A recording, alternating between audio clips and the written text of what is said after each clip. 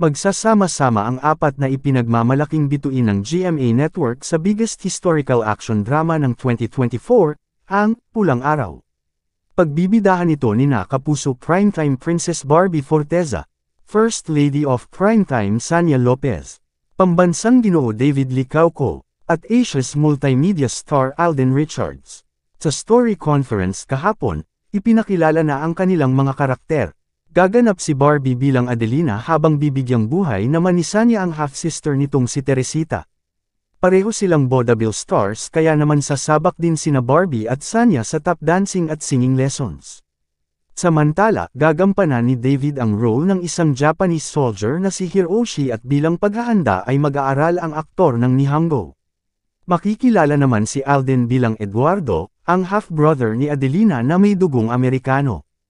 Kasama rin sa powerhouse cast sina Epi Quizon, Angelo De Leon, Rockhaler Pangilinan, at Aidan Veneracion. Base sa panulat ni Suzette Doctolero at direksyon ni Dominic Zapata, iikot ang kwento ng Pulang Araw sa mga kaganapan sa bansa noong panahon ng World War II. Talaga namang pasabog ang pasilip ng GMA Network. Sa inilabas nitong teaser kamakailan, makikita ang powerful moves at enchanting looks ng bagong henerasyon ng mga sangri na sina Bianca Umali bilang Terra, Faith Da Silva bilang Flamara, Kelvin Miranda bilang Adamas, at Angel Guardian bilang Dea.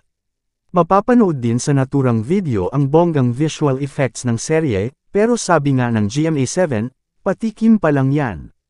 Kasunod nito, marami nang na-excite sa pagbabalik ng Encantadia. Komento ng isang netizen sa GMA Network Facebook page, "The fans are winning with the new faces, the visual effects, the music, and the element bending in this teaser. Can't wait to see this drama once again. Goosebumps talaga." Samantala, abangan sina Terra, ang bagong tagapangalaga ng brilyante ng lupa, Flamara, anak ni Sangri Pirena at ang magmamana ng brilyante ng apoy, Adamas, anak ni Alena at ang nag-iisang lalaki sa hanay ng mga bagong sangri, at Dea, ang bagong tagapangalaga ng brilyante ng hangin.